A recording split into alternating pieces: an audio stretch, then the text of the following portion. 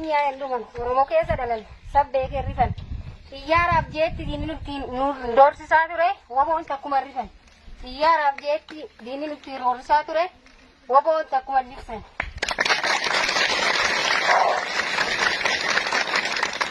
Waboon maqaa keenya salphaatti hin dhufne irratti wareegamne keenyaan arganne kaayoo kanaaf jibbamne malee jibbamtootiin dhalanne. Yoo arraba maqaan kee ishee bahe nyaati keenya immoo cakkee ta'e kaayoo kanaaf jecha waan nu mudate argin hundumaa agarre.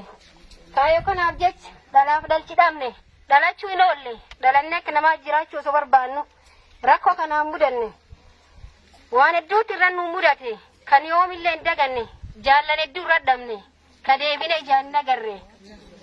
Uummanni Oromoo kamiyyuu akka kaayoo kanaan hin daldalle. Uummanni Oromoo kamiyyuu akka kaayoo kanaan hin daldalle. Wanti jalan ikan sekarang kalman nigen. Bela tebu bin jilbi fan. Gantu gural lan. Bunga kota kenan nibamna. Bunga barata kenan nibamna. Bunga dandela kenan nibamna. Bunga yoromo nibamna. Bela tebu bin jilbi fan. Gantu farkal lan. Dillan. Oromia rakaban Oromia nu. Oromia rakaban biya nu. Oromia tokko. Adam ban. Golikon. Fano kamu Oromo.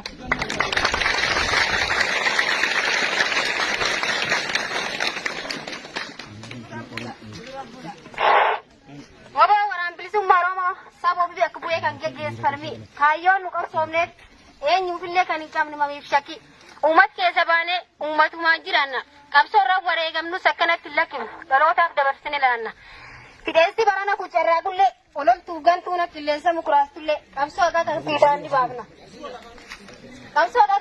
ni baafna mootummichi baana yoo deebisanii ilaalan riphee lolaatu hin ga'u ijaarsaan nu gowwoomsuuf majarraa garee addunyaan nu dadhabde barsiisan nu gowwoomsuuf majarraa garee addunyaan nu dadhabde barsiisan.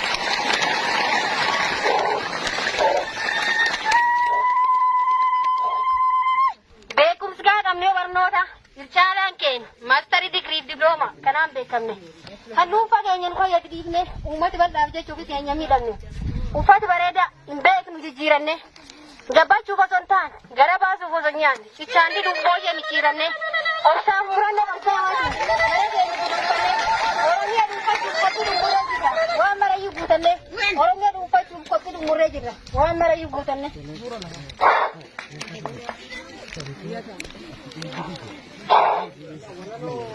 Qabniyoo barnoota ilchaalaan keenya maastarii digrii diplooma kanaan beekamne kan dhuunfaa keenya nu fayyadu uummata bal'aaf jechuuf keenya miidhamne.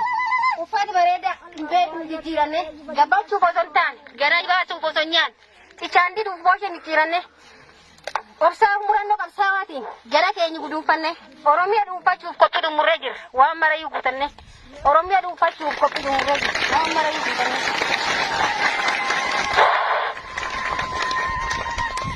Oromiyaa wala boobsuuf nulmaan biyya uummata Oromoo harka kennuuf woboon abdii saba ofii akka bu'uura irratti wareegamnu malee qabsoon abbaa qaba.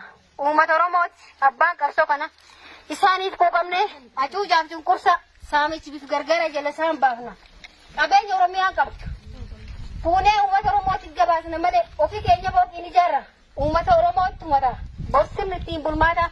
Bulchiinsi Oromiyaa bor fedhii uummataatiin madaalame dhiyaata. Bulchiinsi Oromiyaa bor.